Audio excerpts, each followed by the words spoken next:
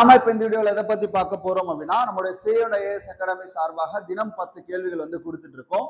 இதுல டே 25க்கான 10 கொஸ்டின் பார்க்க போறோம். பர்தோலி சத்தியாகிரகத்தை முன்னின்று நடத்தியவர் யார்? தெரிஞ்சா சொல்லுங்க. மாநில ஆளுநரை நியமிப்பவர் யார்? தெரிஞ்சா சொல்லுங்க. இந்திய ரிசர்வ் வங்கி தோற்றுவிக்கப்பட்ட ஆண்டு. தென்னாட்டு சாக்ரட்டிஸ் என்று அழைக்கப்படக்கூடியவர் யார்? புதுமை பெண் திட்டம் மூலம் அரசு பள்ளிகளில் படித்து உயர்கல்வி சேரும் மாணவர்களுக்கு வழங்கப்படக்கூடிய உதவித்தொகை எவ்வளவு? இந்தியாவின் முதல் தேசிய பூங்கா இது. பிற்கால பாண்டியர்களுடைய தலைநகரம் இது. லண்டனில் வட்டமேசை மாநாடு நடைபெற்ற போது பிரதமராக இருந்தவர் யார்? உச்சநீதிமன்ற தலைமை நீதிபதி ஓய்வு பெறும் வயது என்ன? 14 வணிக வங்கிகள் இந்திரா காந்தி பிரதமராக இருந்த போது எந்த ஆண்டு தேசியமயமாக்கப்பட்டது? ஓகே, இந்த 10 கொஸ்டினுக்கு ஆன்சர் பண்ணுங்க. நான் உங்களுக்கு டீட்டெயிலா இப்போ சொல்றேன். பர்தோலி சத்தியாகிரகத்தை முன்னின்று நடத்தியவர். ஃபர்ஸ்ட் பர்தோலி சத்தியாகிரகம்னா என்னன்னு சொல்றேன். 1928 குஜராத் மாநிலம் பர்தோலியில வந்து பாத்தீங்க அப்படின்னா விவசாயிகள் போராட்டத்துல ஈடுபடுறாங்க. கிட்டத்தட்ட பிரிட்டிஷ் அரசாங்கம் நிலவரியை எவ்வளவு உயர்த்துறாங்க அப்படின்னா 30% உயர்த்துறாங்க. இதை எதிர்த்துதான் இந்த பர்தோலி சத்தியாகிரகம் அப்படின்றது நடக்குது. இதுக்கு தலைமை தாங்கியவர் வந்து பாத்தீங்கன்னா சர்தார் வல்லபாய் பட்டேல். சர்தார் வல்லபாய் பட்டேல். ஓகேவா? ஓகே, அடுத்து பாருங்க. மாநில ஆளுநரை நியமிப்பவர் யார்? யார் நியமிப்பா அப்படின்னா குடியரசுத் தலைவர். குடியரசு தலைவர் நியமிப்பார். ஓகேவா? அடுத்து பாருங்க. இந்திய ரிசர்வ் வங்கி தோற்றுவிக்கப்பட்ட ஆண்டு 1934. இந்திய ரிசர்வ் வங்கி சட்டத்தின்படி 1935 ஏப்ரல் 1 வந்து பாத்தீங்கன்னா தோற்றுவிக்கப்பட்டது. சட்டம் கேட்டா 34, 35 தோற்றுவிக்கப்பட்டது.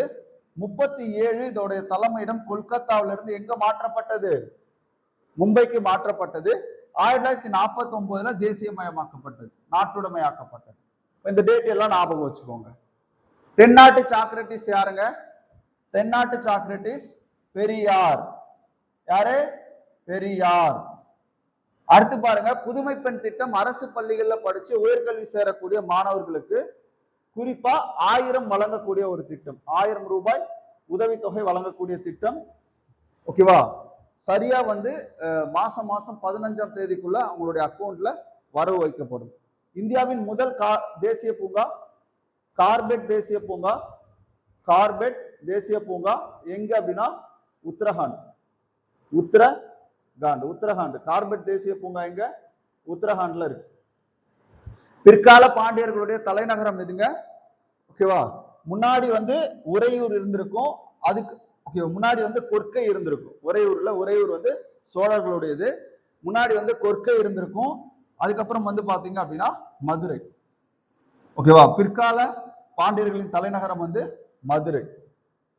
லண்டனில் வட்டமேசை மாநாடு நடைபெற்ற போது பிரிட்டிஷ் பிரதமர் யார் அப்படின்னா ராம்சோ மெக்டொனால்ட். ராம்சோ மெக்டொனால்ட்.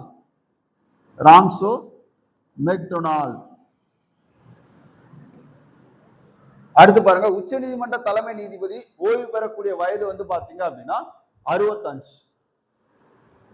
வணிக வங்கிகளை குறிப்பா 14 வணிக வங்கிகளை இந்திரா காந்தி எப்போ வந்து பாத்தீங்கன்னா தேசியமயமாக்குனாங்க அப்படின்னா 1969 ஜூலை மாசத்துல இது பண்ணிருப்பாங்க.